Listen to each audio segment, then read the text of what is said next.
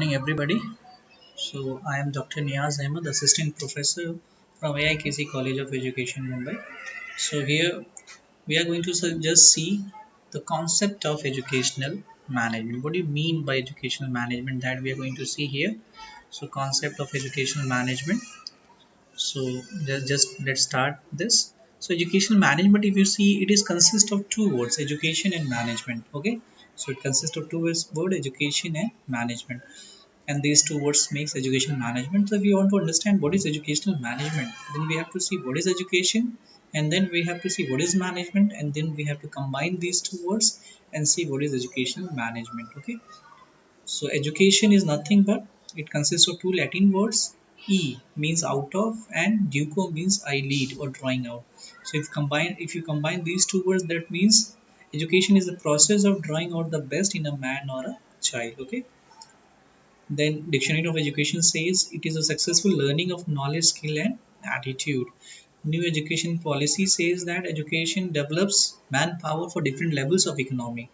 Okay, so there are three levels of economy. According to education, you are adjusted in these three levels of economy, and it is a fundamentals for our all-round development, material and spiritual. Okay,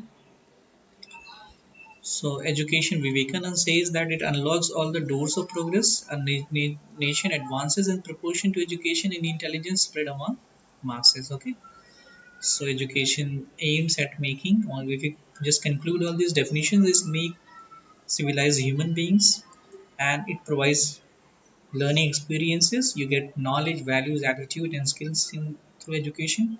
It provides productive members to the society. So we have seen education. Now management. Management is the art of getting things done by a group of people. Here we generally ensure effective utilization of available resources. So minimum two persons are essential for a management, and these persons generally perform a function in order to achieve the objectives of organization or institution. So management has greater impact on productivity. So management, if it is multiplied with efficiency, then productivity will be high. Okay. So let us see the definition. According to Kirtan Gubilini, management is the force that integrates men and physical plans into effective operating units. Ross Moore gives a very simple definition that it means decision making. Harold Kuhns says that management is the art of getting things done through and with people in formally organized group. Okay, so management means, if you see the crux of this definition, that it means run, handle, conduct or control an organization. So it is an organized body or system or structure or framework. It ensures unity of effort, efficiency, proper use of resources, and that is within the given budget, within the given deadlines. Okay, now let us combine these two words and see what is education management. So it is a field of study and practice concerned with operation of educational institutions, and it concerned with the purpose or aims of education.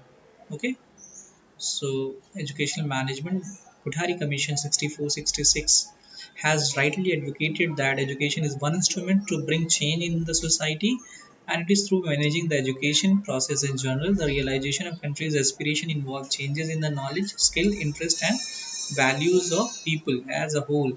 Through the sound system of education, this is possible only through educational management. Okay. Now, this educational management consists of two aspects: internal management and external management. Internal management may involve, that is, office management, classroom management. Then, if there is a ET room, then ET room management, support system management, then staff management. This all come under internal management. External management, your relationship with the NGOs, relationship with the government, relationship with the community. These all come under external management. So these are the aspects of educational management. So what is the requirement for a development of good educational management? So you have to be sensitive toward the environment, what is happening in the environment. You have to be sensitive, and then you have to make change yourself. You have to make immediate effort to change yourself according to the changing need of the environment.